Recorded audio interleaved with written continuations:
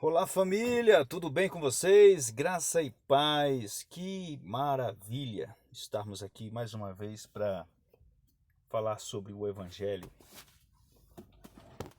que revela a nossa condição, a nossa posição diante do Altíssimo.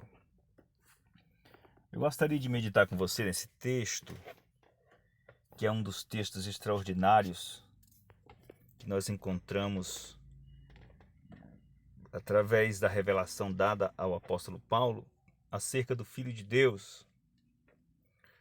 E é um dos muitos argumentos que desmontam a doutrina humanista, digamos assim, criada por homens, criada em concílios por padres, por bispos, que não entenderam nada sobre o Evangelho da graça de Deus, ministrada pelo apóstolo Paulo.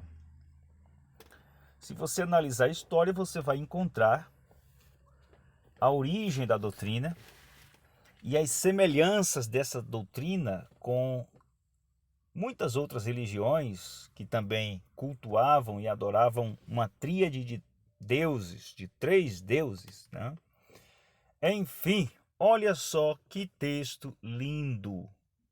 Eu fico maravilhado com um texto desse aqui. Verso 15 aos Colossenses, capítulo 1, do verso 15 a seguir, Paulo disse assim para seu público: o Filho é a imagem do Deus invisível e é supremo sobre toda a criação. Vamos pensar aqui no seguinte ponto. Ora, se ele é a imagem do Deus invisível, ele não é o eterno. Entende? Ele não pode ser o eterno. Não pode ser. Nos vídeos anteriores eu falei o que o Eterno fez ao seu Filho, pela obediência que ele exerceu ao cumprir sua missão na terra, né? Mas veja a parte B do verso, ele vai dizer: e é supremo sobre toda a criação. Aleluia! Bendito seja Deus. O Pai deu ao Filho o domínio sobre toda a criação. Verso 16: pois por meio dele, por meio do Filho, todas as coisas foram criadas, tanto nos céus como na terra. Todas as coisas que podemos ver e as que não podemos, como os tronos, governos, governantes e as autoridades, aqui colocaram do mundo invisível. Isso aqui é uma versão NVT, isso aqui são pequenos acréscimos que são feitos no texto, né? Mas enfim, e as autoridades do mundo invisível, tudo foi criado por meio dele e para ele. Isso aqui você tem que entender uma coisa.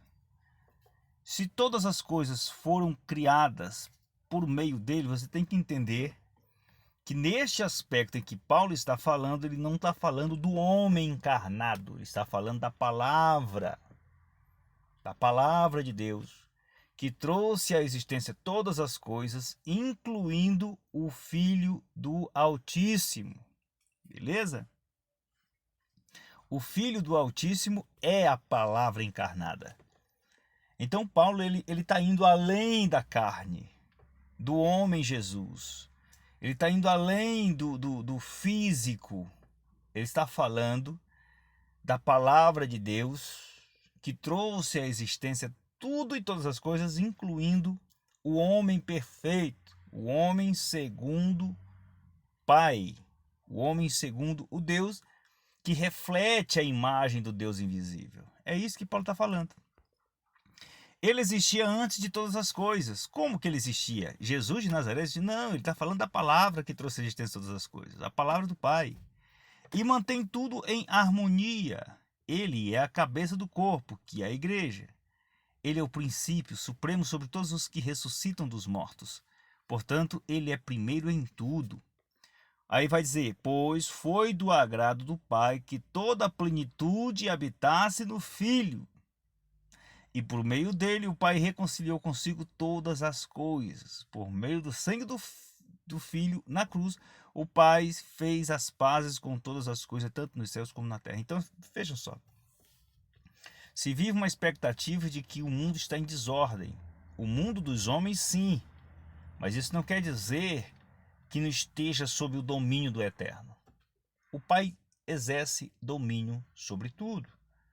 E o que Paulo falou aqui é algo muito forte, porque no verso 19 diz que foi do agrado do Pai que toda a plenitude da sua divindade habitasse no seu Filho. Ora, se Jesus, entre aspas, é Deus, ele só é Deus porque nele habita a divindade do Todo-Poderoso. Você consegue entender, meu irmão? Simples assim. Depois estaremos dando continuidade, ok? Mas foi um prazer estar aqui gravando esse vídeo com você, comentando este maravilhoso trecho da Escritura. Um abraço.